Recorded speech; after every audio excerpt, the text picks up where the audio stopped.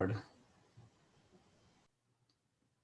Thank you, Life Esteem, for inviting me to speak about environmental wellness for the participants of this program. I'm delighted to be here. A very good morning to all of you. Today, we will talk about environmental wellness as it relates to our overall well being. Okay, so you should be able to see my screen now, which says coronavirus pandemic, a different perspective. That's what we are going to talk about. Okay. So let's see, these are the topics I have chosen for discussion here. What is environment? I'll talk about some fundamental principles. We will talk about the assimilative capacity of the environment. Then we will talk about how the world population has impacted overall Earth's condition. Then nature's warning.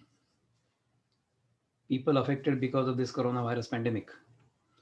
And then because of that, we imposed lockdowns in various places of the world, in various countries from time to time. And even now, some countries are in lockdown or some portions of some countries are in lockdown. What are its effects? Then we look at this whole thing from a completely different perspective. Okay. Then we will talk about what can I do? You see, the government will do whatever the government is supposed to do.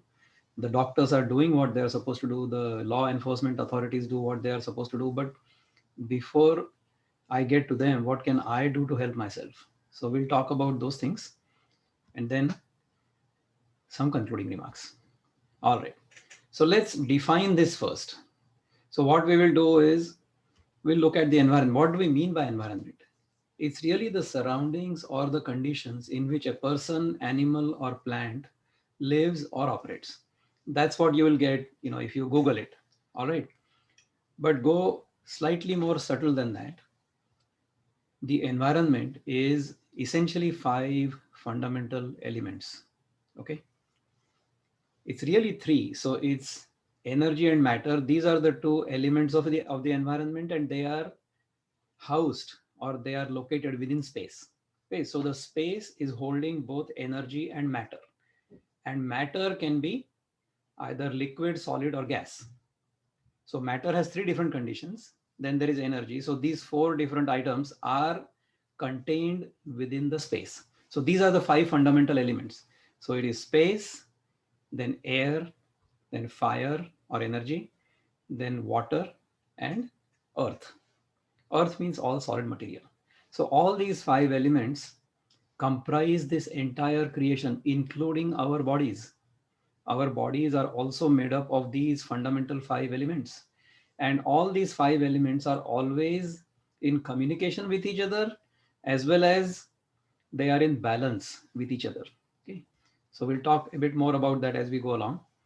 Let's talk about some fundamental principles. We have to understand, appreciate, and recognize. If we look at nature carefully enough, it will tell us that nature exhibits perfect design. There are no mistakes in nature. Okay. Whatever is in nature is perfect. The only imperfection in nature is our own behavior, because we behave the way we like. Okay. This is not the way to live in harmony with nature. The next principle is organisms appear in ecosystems suitable for them. So you see, depending upon the environmental condition, the organisms suitable for that environment will appear. So for example, in the spring, many different kind of creatures will appear. Okay, then their life cycle is over. Then other creatures will appear. So look at plants, for example. There are flowering plants that flower in a specific time period. Then their season goes away, then some other flower will flower, and then its season will come up. So therefore, any organism will appear in an ecosystem that is suitable for that organism. So we hear that many millions of years ago, there used to be dinosaurs because the environment was conducive, suitable for them. That's why they appeared. And then when the environment became not suitable for them, then they disappeared. In the same manner, even human beings at some point will become extinct because they came into existence at some period in some point in time, and then as the environmental conditions are no longer appropriate or suitable for human beings, then human beings will also disappear. Okay, maybe human beings were on some other planet at one time, but we don't know. Okay, but we don't see them, at least on planets near us. So therefore, conditions have to be suitable for any organism before the organism will appear in that environment or in that ecosystem. Now, within that ecosystem, all of us, every organism is naturally programmed for survival and propagation. Only then it will appear in that ecosystem. In fact, in an ecosystem, the food or the sustenance of that organism has to appear before the organism can appear. You will notice that before the baby comes out of the mother's body, milk has already appeared in the mother's breast. That is how nature operates. All right. Nature makes sure that food will appear before the organism appears. And each organism knows where to go and find appropriate food. So you will not see a cow killing another animal and eating, and you won't see a lion or a tiger chewing grass, unless of course he has constipation and he wants to relieve of constipation. So they will eat grass as a medicine, but not normally, right? So each organism will find food appropriate for its survival, and it knows what that food is. Unfortunately, if we go to any library or any bookstore, the biggest section we will find is on diet, because after so many millions of years of evolution, we still haven't figured out what is the most appropriate food for us. Okay, then organisms will always have a beneficial role in the ecosystem. So the ecosystem will support the organism only if that organism happens to be beneficial for the entire ecosystem. That is applicable even for us human beings as organisms. See, we are natural beings, whether we know it or not, whether we believe it or not, or whether we like it or not. We are who we are, isn't it? So we need to understand who we are, we need to recognize who we are, and we need to live accordingly. See, if we are born in this human body and if we live like an animal, then what will nature think? Nature will think that it has made a mistake by making us a human being. It should have made us an animal. We should not bring ourselves to that condition, should we? We should not. Healthy ecosystems will exhibit biodiversity and balance among species. So a healthy ecosystem will have a balance of all the species. It will not have a predominance or over dominance of any particular species. That is what is called a healthy ecosystem. So these are some fundamental principles we need to understand. Now we will see what has happened because this balance has been disturbed. What happens if the balance gets disturbed? Then the assimilative capacity of the ecosystem is exceeded. What is that assimilative capacity? See, nature has tremendous assimilative capacity. Nature is actually very forgiving. Okay, we have to make a lot of mistakes before we will get slapped. So what is the assimilative capacity of the environment? It is the ability to carry waste material without adverse effects on the environment or on the users of its resources. That is what assimilative capacity means. Now you see, before the invention of the steam engine, all we were producing, or all that was getting produced or being produced, all of that was being consumed and it was assimilated. Okay, but after the invention of the steam engine, then we started what is called as the industrial age or the industrial revolution. What we started doing was we started producing things beyond our needs, and then a lot of waste started getting generated, and nature did not really know how to process this waste because it had never seen some of those products in the past, right? So nature is still trying to figure out how to assimilate and process those wastes or those materials. All right. When that capacity is exceeded, when that waste material starts affecting the environment or the users, that's when the assimilative capacity is exceeded. I think we are at that point now globally. Okay. In some portions of the globe, the conditions may not be that bad, but in some places on the globe, the conditions are really, really bad. Okay. Pollution occurs only when the assimilative capacity is exceeded. When waste material accumulates into a system where it is not being processed properly, then assimilative capacity is said to be exceeded.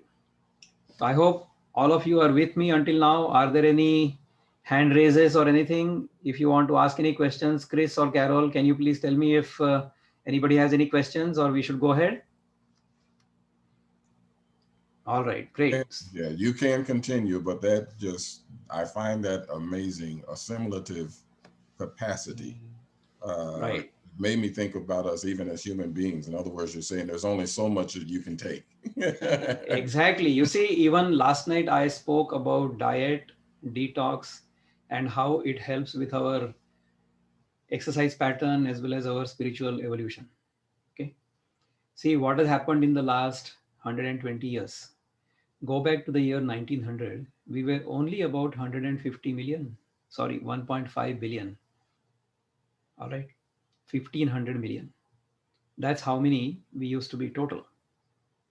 All right. In the last 120 years, we have gone up to 8 billion. So we have gone more than 5 times. So increase of a certain population of a certain species five-fold in such a short time can be alarming, especially if the footprint of that organism is huge. So our numbers are not really a problem. The earth probably has the capacity to hold many more people. So you must have heard this famous quote by Mahatma Gandhi. He used to say that the earth has enough for everyone's need, but the earth does not have enough even for one man's greed. All right, because our greed has no limits, whereas our needs have certain physical limits. All right, so if we were to all live at the need level, then the earth has plenty for all of us.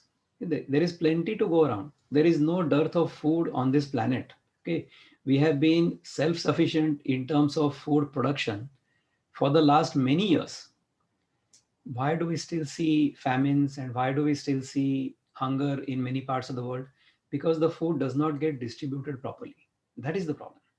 Okay, so because of this excessive population, what has happened?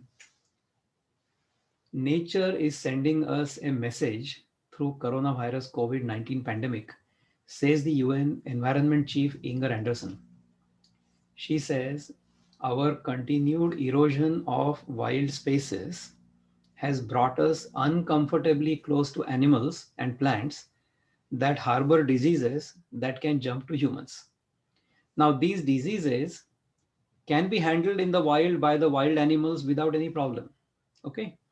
But when those diseases or those viruses or those bacteria that may be not really affecting the wild animals as much, they jump to us, then they can kill us. One theory is this COVID-19 virus has jumped to humans from wild animals through a wet market in Wuhan.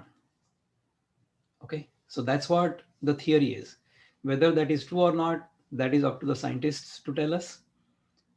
Disease happens to us not merely because of the organism or the pathogen. Disease also happens to us because our own immunity is lower than it needs to be to fight with that pathogen. So even in this pandemic, not everybody is dying, right? Not everybody is even getting affected. People are getting affected, but not all of them are dying because their immunity is better than the strength or the power of the pathogen. That is what is happening, isn't it?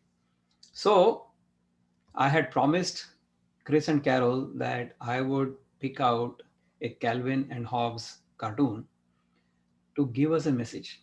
because a picture is worth 1,000 words. So Calvin is saying people keep talking about opening more wilderness for development. Okay, we seem to understand the value of oil, timber, minerals, and housing, but not the value of unspoiled beauty, wildlife, solitude, and spiritual renewal. Okay, so then Hobbes says we need to start putting prices on the priceless. Yeah, Calvin says if our woods are worth a zillion, jillion, bagijillion, think what Alaska is worth. So, completely different perspective. Then look at this one. It says, I was reading about how countless species are being pushed toward extinction by man's destruction of forests. Okay. Then he says, sometimes I think the surest sign that intelligent life exists elsewhere in the universe is that none of it has tried to contact us because they have seen us as being so dumb. Why would intelligent life want to contact us? That's what the author is wanting to tell us. It's extremely, extremely poignant, thought provoking. Think of it. All right. So, because of this pandemic, as of today, 102 point some million cases have been detected, positive cases. This is among the people who have actually got themselves tested. All right. There are many people who never got tested. They never wanted to go and test themselves because they were too scared that if they learned that they had COVID, then they would die because of heart attack, not because of COVID. All right. So there are many more cases than that are reported. And deaths, 2.2 plus million since February of last year. So a lot of people have died. All right. It's not a joke. It's quite real. So therefore, the government or governments in many countries imposed various degrees of lockdowns. So is lockdown a bad news or a good news? Well, it depends. Is coronavirus a bad news or a good news? Well, it depends. Okay, so how is it a bad news? Of course, it is a bad news if somebody I know or I myself am getting sick. Then it's a bad news, isn't it? But look at it the other way. If I happen to be in the business of either producing the vaccine, selling the vaccine, or producing even masks, then I will be smiling all the way to the bank, wearing my mask, of course, isn't it? So the situation outside remains the same, but depends on me how I look at it. Okay. So what we need to do is to look at the situation as it is, not through our tainted glasses. That is how we need to train ourselves or train our mind. What has happened because of the lockdown? Just take a look at this. Because of lockdown, we stopped producing things that were not necessary. We stopped all the non essential activities. In the beginning of the lockdown, this is what we had done, isn't it? So, this was a picture from the end of March. This was somewhere in Europe, I think. Air pollution sharply falls worldwide on COVID-19 lockdowns. Look at how beautiful the environment is because there is no air pollution because there are no cars on the roads, right? This is, I think, either Washington or New York.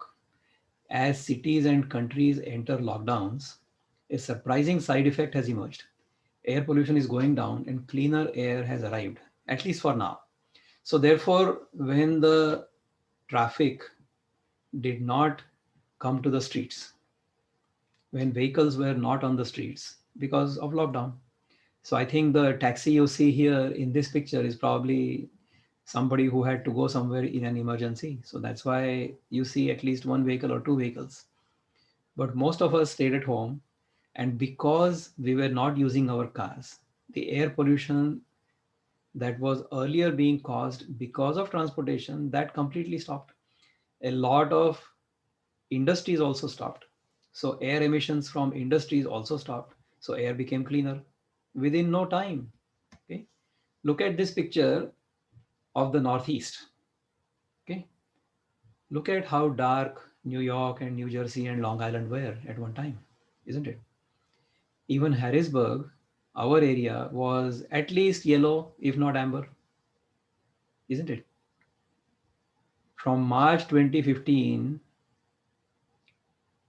to 19, that was the condition. But in March of 2020, Harrisburg was completely clear. So we had absolutely zero pollution at that time. And even New York and New Jersey were much, much cleaner, right? So that is what happened. So 30% drop in air pollutants in the Northeast during March. This is from NASA. So I'm not making this up. So a picture will always tell you 1,000 words. All right. Los Angeles never really looked this clean. I used to go to Los Angeles every 2 weeks when I was a CTO for a startup for a company in Los Angeles. I used to still live here, so I used to commute. Never saw Los Angeles downtown so clear. As many stay home, Los Angeles's air quality is better than it's been in decades.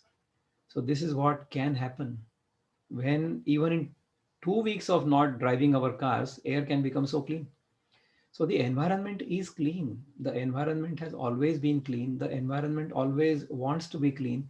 We are the ones who are creating the imbalance. That is what is happening. Look at a canal in Venice, Italy. This is supposed to be the canal city, right? All kinds of tourists. But when there are no tourists, dolphins are having a great time, isn't it? They have reclaimed their space. Look at China. Again, the same air quality picture on the right and empty roads on the left and clear air. That is the effect of the lockdown. This was in Delhi, the capital of India, where I originally come from. I'm an American citizen now, but I was born in India, came here for studies, and then I went back to India, came back and had a wonderful career for 20 years. The world's largest coronavirus lockdown. See, India has the largest population that was on lockdown at once. 1.3 billion people were locked down for 3 weeks. It had a dramatic impact on pollution in India. So you look at the air quality on the left hand side in November of 2019, and then in March or April of 2020, how clear it was. Same picture. The little thing at the back, see, you see this monument on the back? You cannot see that here at all. It was so bad. The air is so thick. All right. So India sees improved air quality during coronavirus lockdown, says the Central Pollution Control Board. Air quality index improves to good in 23 cities, satisfactory in 16. So it said that the 21-day lockdown imposed since March 24th to combat the spread of coronavirus has resulted in significant improvement in air quality across the country. So starting from March 24th until April 2nd, how many days? Hardly 9 days. Within 9 days, the air quality improved. So the environment will improve very quickly if we stop polluting it. That's what we need to do. So look at this huge river in the middle of Delhi, India's capital.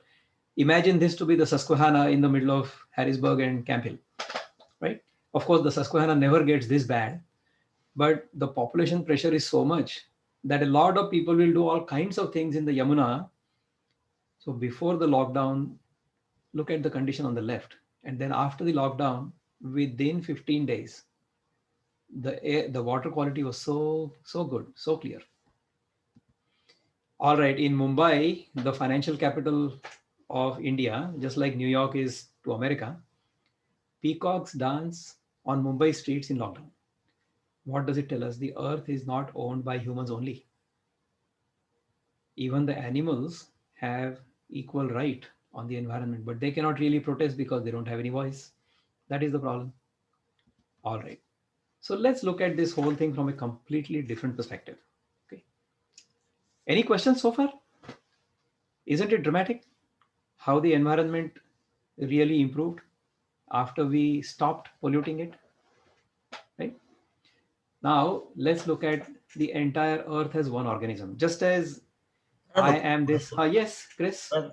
Um, uh, all of those pictures that you showed and Uh-huh. showing such a dramatic difference in such a short time, do Uh-huh. you find that it is, are you saying then that the environment really on a global scale um, can be changed that quickly. It seems like when we hear the reports about the pollution and everything, is a lot of times we were told it's going to take decades before this could be turned around.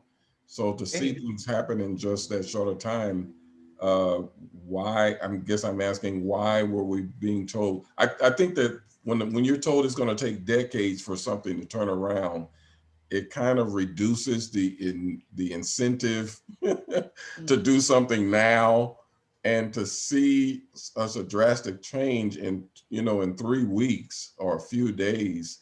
Then why were they saying it's going to take such a long time? That's a great question. Okay. So we are not cleaning the environment. We think that we are cleaning the environment. We are arrogant enough to tell ourselves that we are cleaning the environment. That is not true. The environment cleaned itself. All we had to do was to stop polluting it. That is all we had to do. So, why will it take decades? Because it will take decades for us to become wise. That is the problem. The environment is already good. Okay.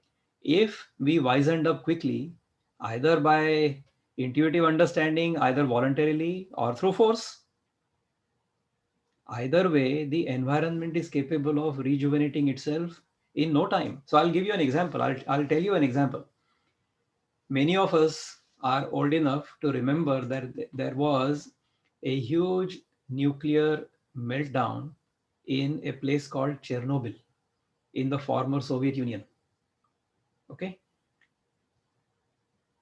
the government there did not even tell us what was happening until the radiation was detected in nearby countries. Then they had to own up to it. Then they said, yes, something like this happened, and then there was, a UN disaster site and so on and so forth. Then scientists at that time said to us that this site has so much radiation, nothing will happen here for the next 100 to 200 years. Guess what? It has been only 35 years. This happened in 1985. Since then, wildlife in that area is thriving, thriving. All kinds of plants are growing, all kinds of animals are growing. Why? Because human beings have not gone there. Human beings have left that place alone because they are too scared to go there, because they think that the radiation is so high that if they go near it, then they will get killed. And yes, that is true. But since we have not gone there, that place has been reclaimed by nature, and all kinds of biological life has sprouted over there. So, therefore, our arrogance of telling everybody that nothing is going to come here in the next 100 to 200 years was so mistaken and so misplaced. We need to understand that we are governed by nature. We are not the ones controlling nature. If we arrogantly start believing mistakenly that we are controlling nature, that is a wrong belief. That is a wrong belief. We are natural beings and we have to listen to nature, and we have to understand and appreciate the laws of nature. See, being in harmony with nature is like being on a swing. Okay. All of us remember that we have enjoyed being on a swing as children. Many of us would love to go on a swing and enjoy the swing even now. Why do we enjoy being on the swing? Because when we are on the swing, we swing back and forth, and the swing and I are both swinging at the same frequency. Okay?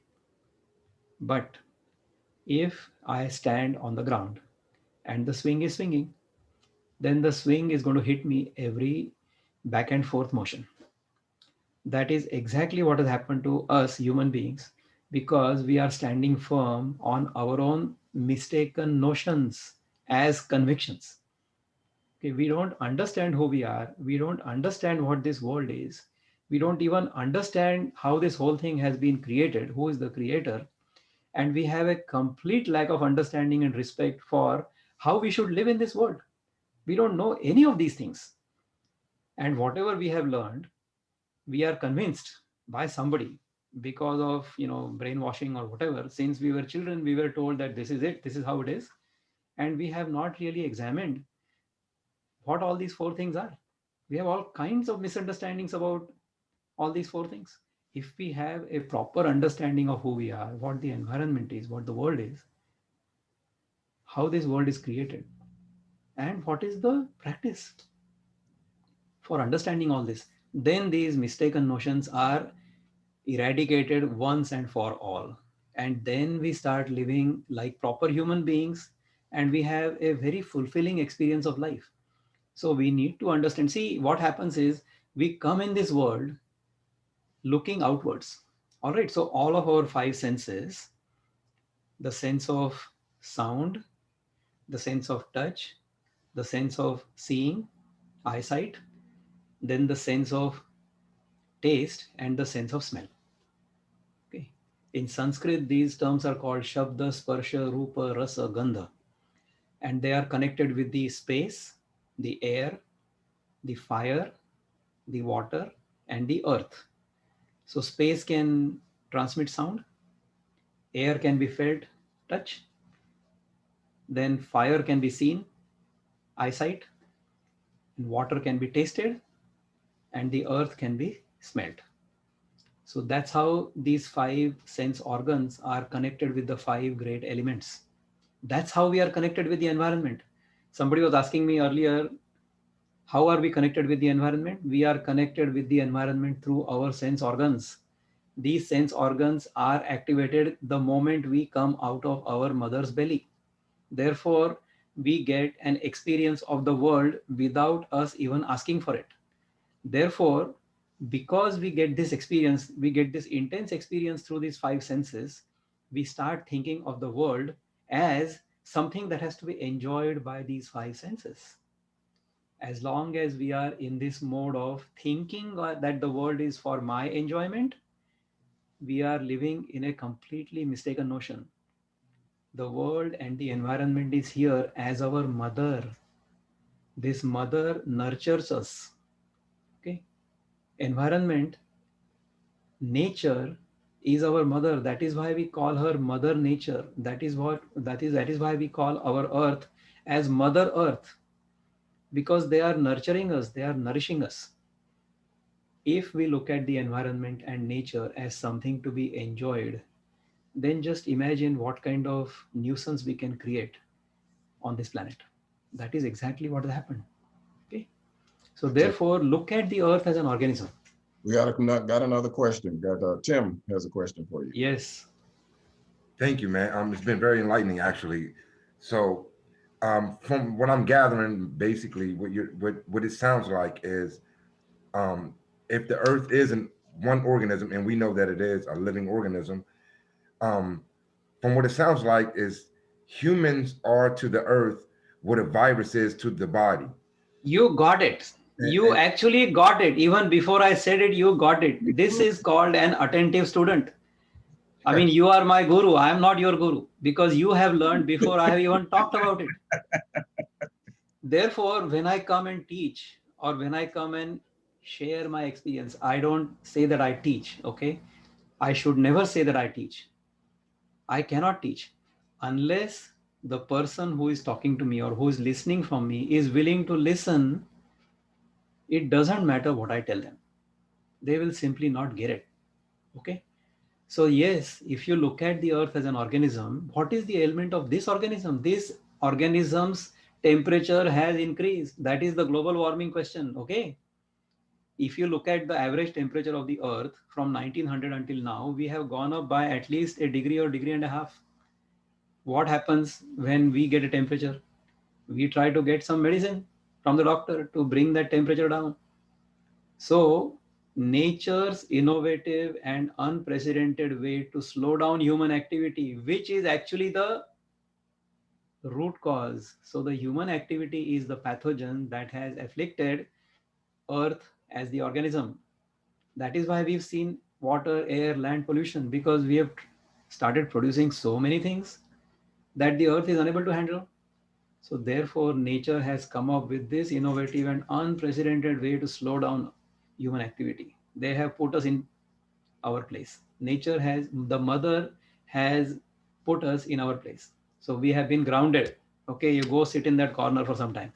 That is exactly what Mother Earth has done to us. Okay, so Corona, of course, it is a bad thing for people who are affected. But if you look at it from the overall nature's point of view or the overall global point of view, Corona is actually the medicine for the disease called human greed. All right. So the disease is human greed, and Corona is the vaccine on that. Because of that, we have stopped non essential activities. And what have we learned? We have learned that we can live nicely. We can actually live much better when we are not indulged in or not engaged in non essential activities. Okay. Non essential activities have stopped. And that's why the environment has become better. And even we have become healthier. A lot of us have become healthier because of that. Air and water quality has dramatically improved. In my case, my health has been better in the last 1 year than it has ever been in the past 59 years. Wow. Okay, today I feel healthier than I have ever felt in my life. That is what Corona has done to us. So I see this Corona as a festival. This is a grand global festival where everybody has a chance to introspect. Everybody has a chance to look at who they are. If we have taken this opportunity to look at who we are, then of course this has been a phenomenal experience. So in this entire scenario, what can I do? Number one, live simply. Okay. No organism in this world will consume more than what they require. This is the fundamental rule of nature. If you look at any organism other than Homo sapiens, nobody goes to the restaurant and eats whatever they want and brings the rest of the food home. All right. Nobody eats more than necessary. There is no such thing called gluttony in nature. In our book, it says gluttony is a sin. No animal needs to be taught that because they already know it and they never commit that sin. Only Homo sapiens does that. All right. That is true not just for food, but for every single thing we consume. So we have to live simply at the need level. Then there will be plenty left over to fulfill and satisfy everybody else's needs. Okay, that's what will happen. But we don't have enough for even one person's greed. Don't hoard unnecessarily. Have you seen any animal hoarding anything? No. So therefore, no gluttony, no hoarding. The third thing is no animal will exploit or rape another animal. You tell me that as long as we are doing these three things or even entertaining these things in our mind, are we good enough to be called even animals? I don't think so, because animals don't even think of these things. So when these three things completely disappear from our mind, when we don't even think of them, then we can call ourselves proper animals. All right. And what does it mean to be proper human beings? Proper human beings means we understand all of these laws of nature and live according to those laws of nature consciously. See, animals live according to the laws of their nature unconsciously. So the cow doesn't really think and debate whether I should be eating grass or whether I should be killing another animal. The cow doesn't have to do that. The tiger doesn't have to think whether I should kill this deer and then eat or not. If I'm hungry, I'm going to go hunt a deer and I'm going to eat. The tiger does not become better tiger or worse tiger by either eating a deer or not eating a deer. There is no such unnecessary confusion in the tiger's mind, right?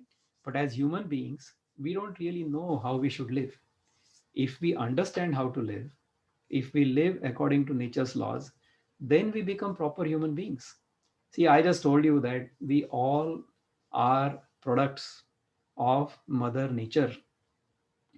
Every single atom and molecule in our body. So if you look at our body, if we look at our body, what is my body made of? My body is made of carbon, hydrogen, oxygen, nitrogen, phosphorus, sulfur, potassium, magnesium, iron, all these elements from the periodic table. The entire periodic table is in my body as I speak in tiny quantities. So my body actually mirrors what is in nature. Why? Because my body was created from the molecules I picked up from the food I ate.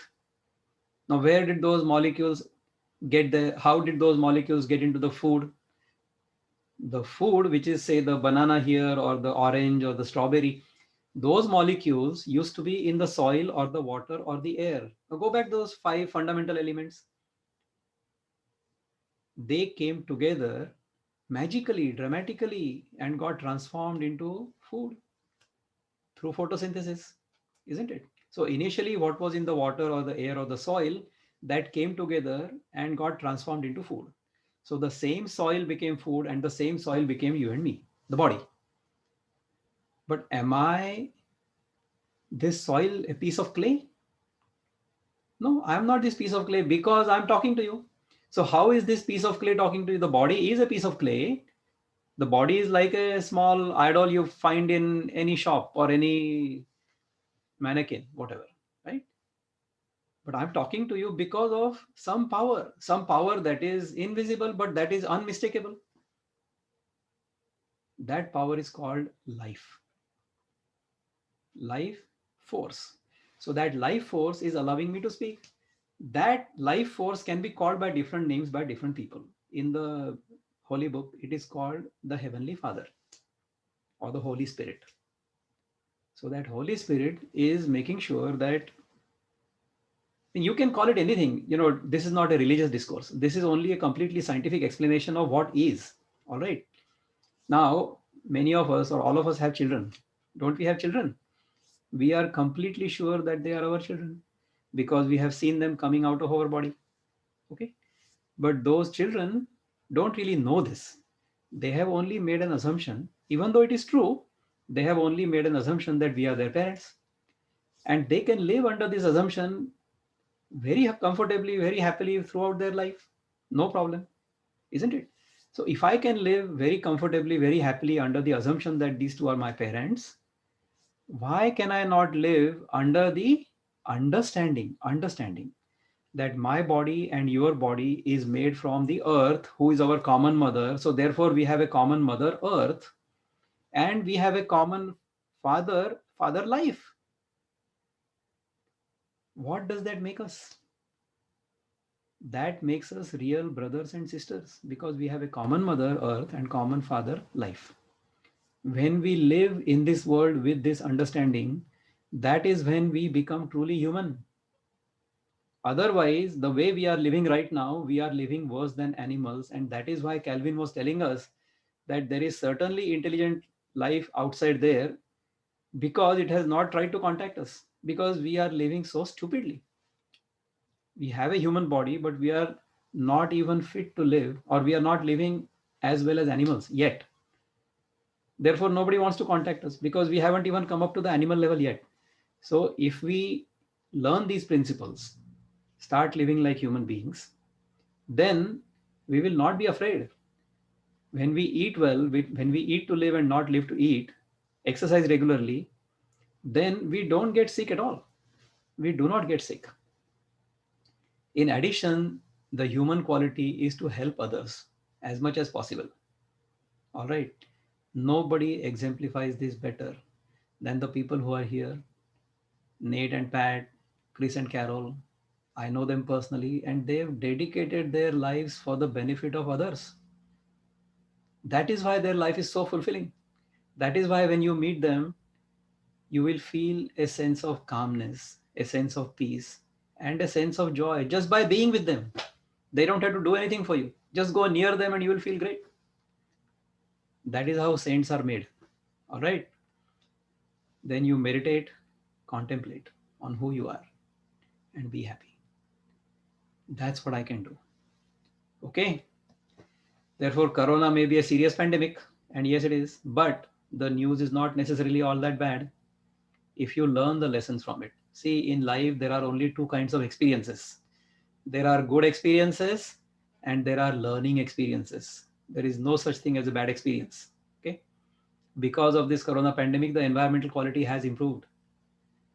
You have to just change your perspective. Then you will see the world as it is. Okay. Can we change our lifestyle and outward outlook toward life? That's how we need to live. So if we have learned this lesson from this corona pandemic, then we will have done really well. So I do thank you for listening to me so patiently. If you would like to contact me, I run programs on health and wellness, how to learn these things, how to inculcate these disciplines in our daily life, and how to have a phenomenal experience of yourself. Okay. So by all means, connect with me, and happy to connect with you as well. I am on LinkedIn, Facebook, all kinds of social media. Delighted to be here. Thank you so much, and I'll take any questions you may have. Go for it. Wow.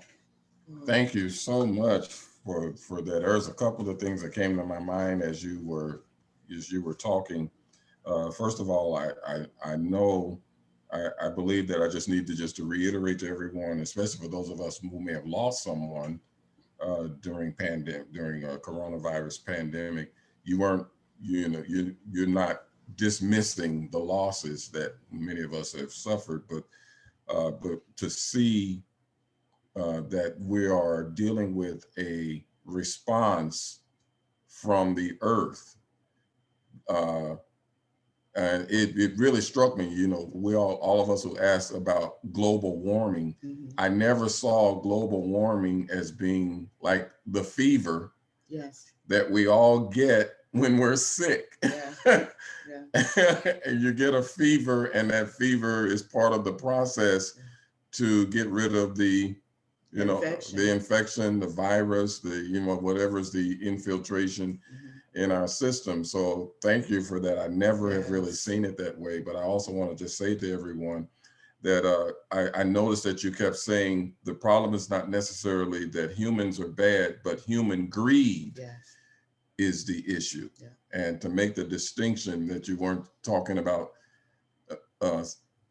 you weren't putting anyone down or saying anything negative about us as humans, other than it's greed. And I made the connection, at least for me, the connection that I made in connecting with what you even said. You quoted from Gandhi that there is enough for everyone's need, but the earth can't sustain one person's greed. That is mind-blowing, because for those of us who grew up I know I'm one of those people who grew up in inner city, underserved community, but I realized that a lot of times what we were fighting was we thought of it as just simply being racism, classism, but to have it simplified to just basic human greed that kept many of us, we grew up in a situation of lack, and that developed a mindset. I connected the mindset of hoarding to our lack.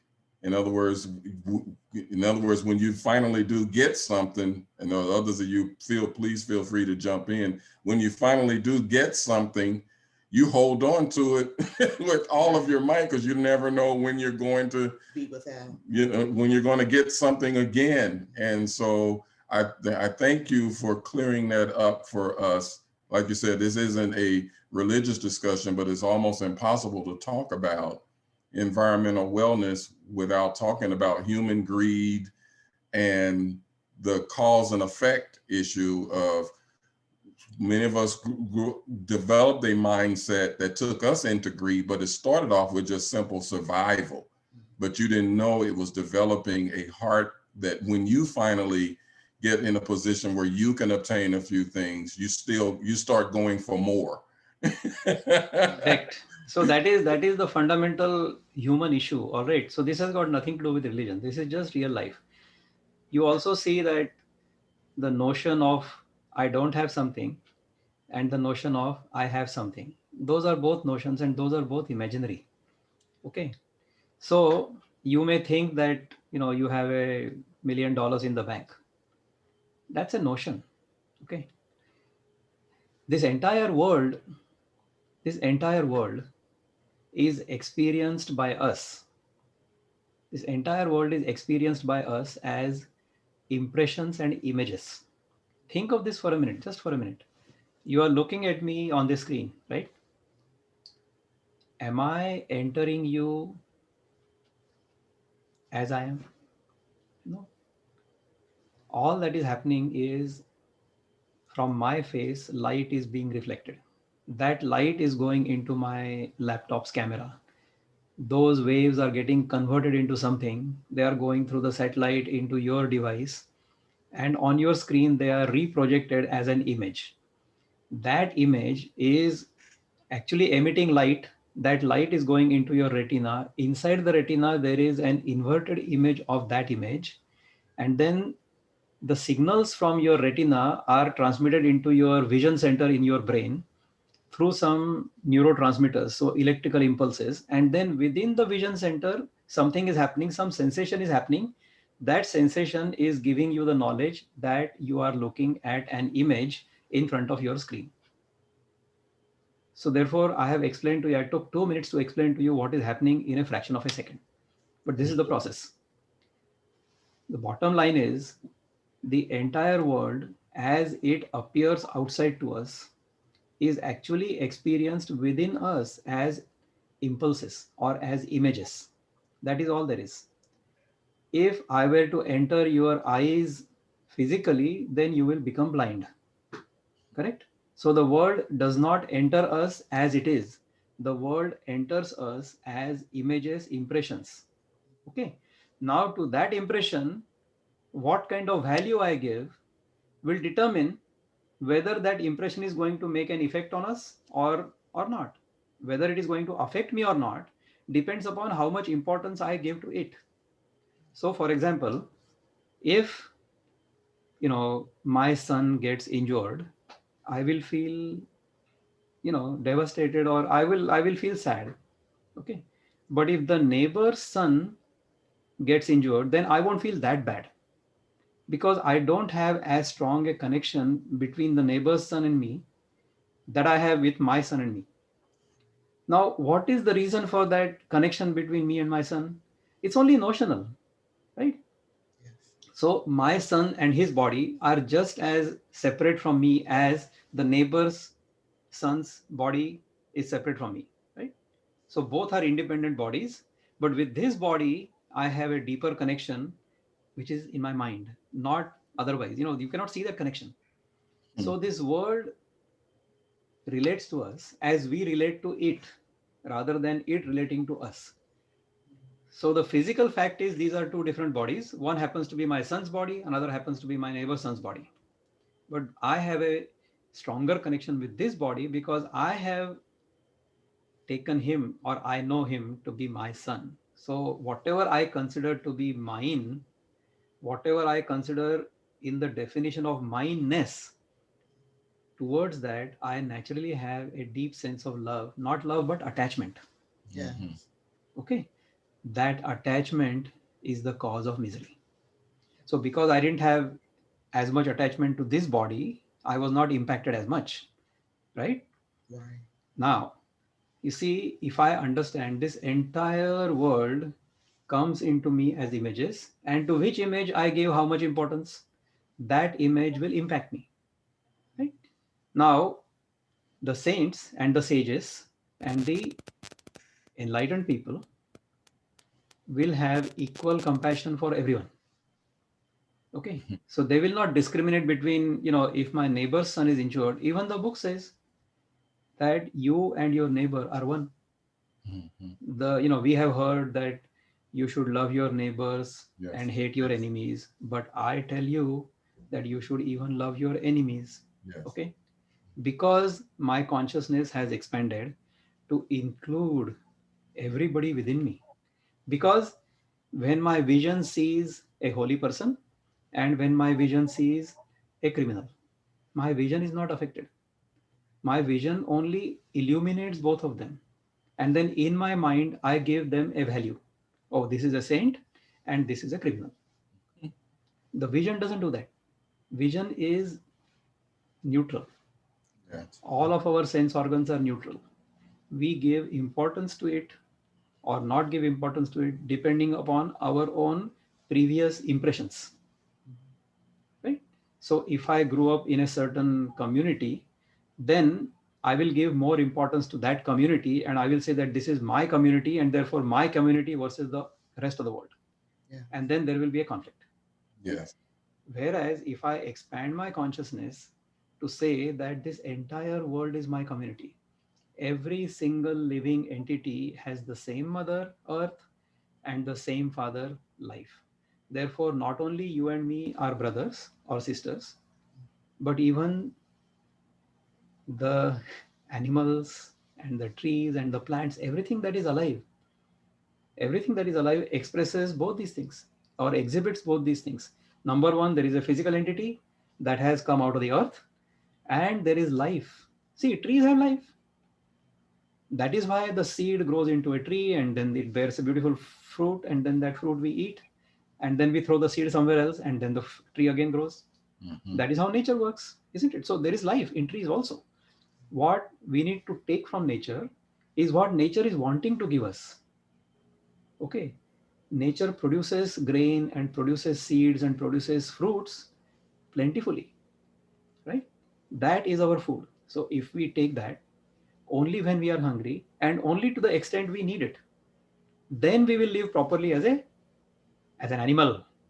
We are not we are not evolved to human beings yet, right? We become human beings Yeah. when we engage in this kind of dialogue and we understand that we are intricately connected with nature, intricately connected with each other, intricately connected with our own divine nature. Each one of us is divine. We have forgotten our divine nature. The book says that man was created in the image of the divine. Remember? Yes. How many of us remember this? Most of us have forgotten. Most of us think that I am a creature of my own will and whims and fancies and all that, and I shall do whatever I want. So, forgetting our divine nature is the original error.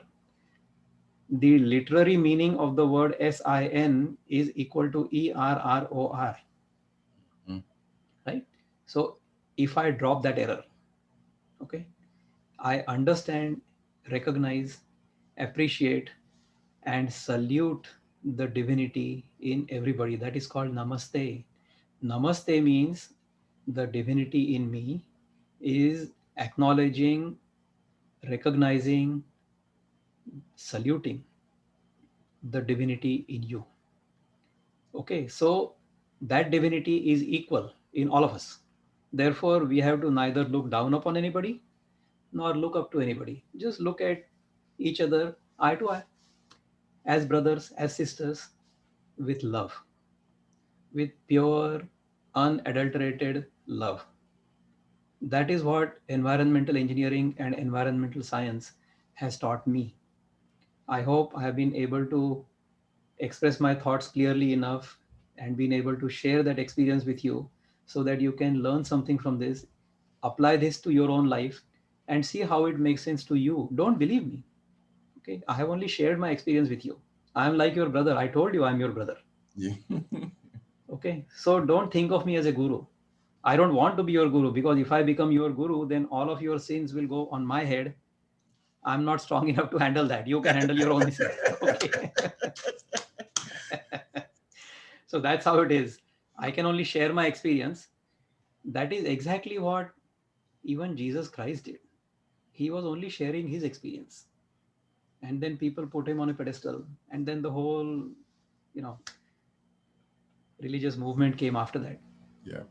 If you go to the actual teaching of the Christ, which is in Matthew chapter 5, 6, 7, that is the essence of Christianity.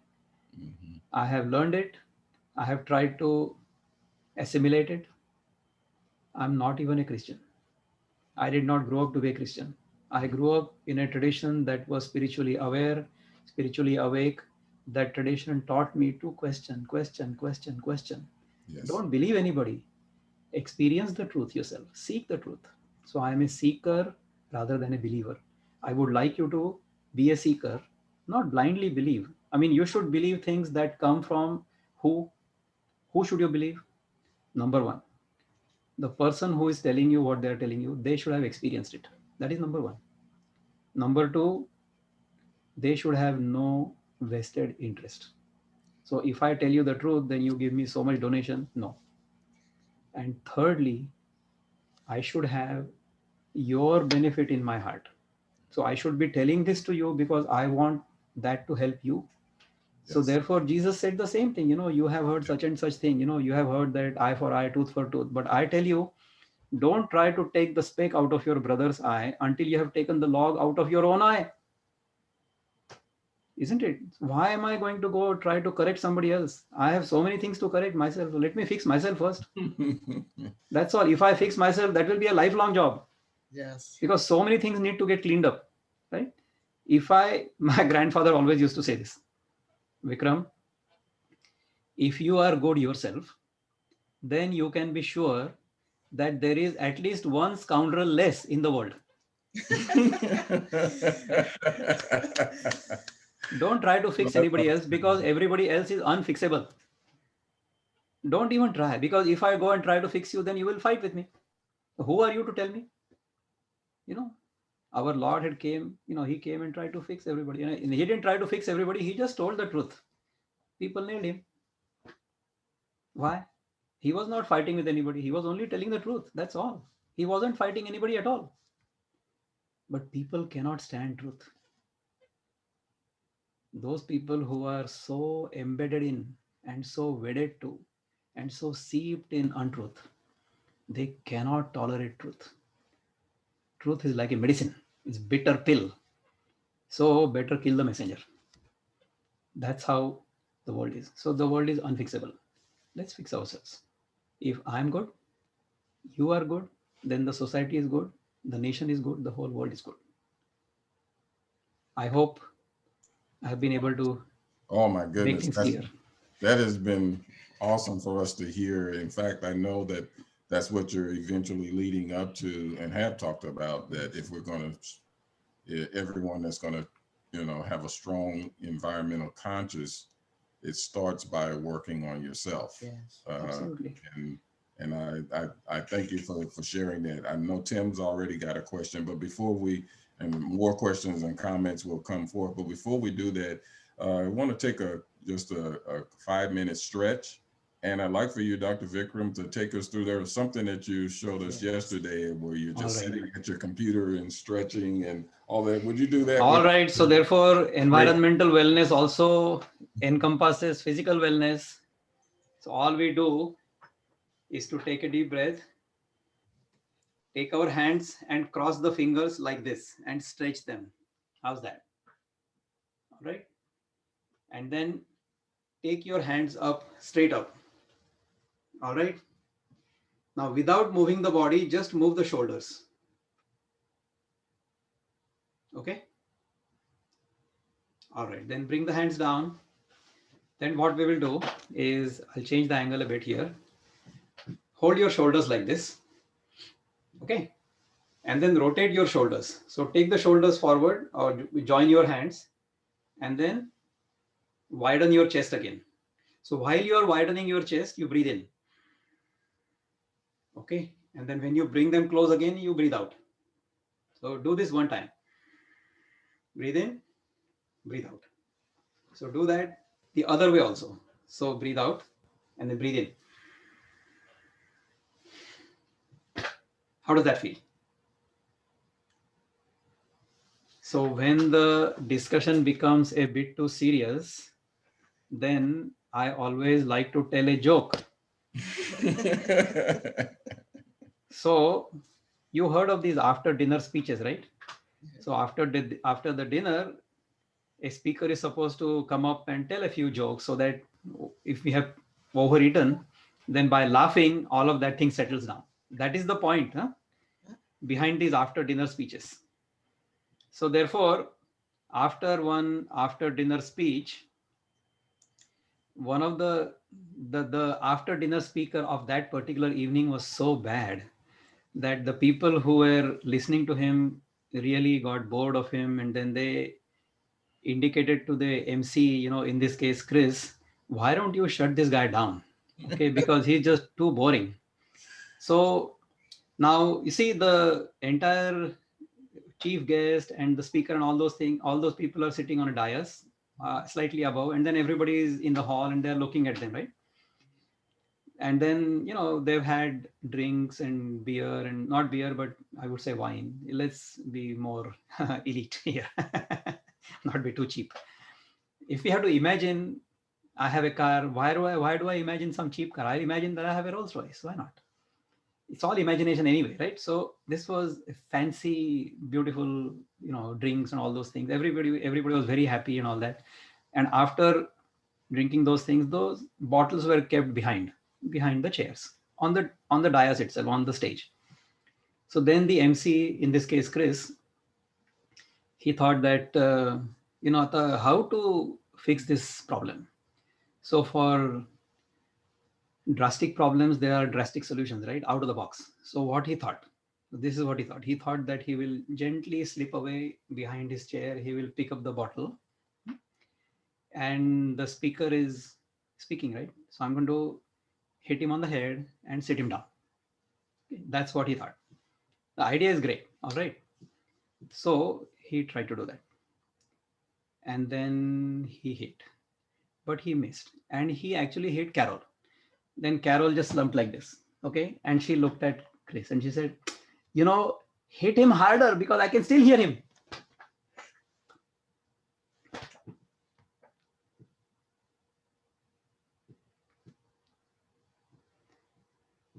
How was that?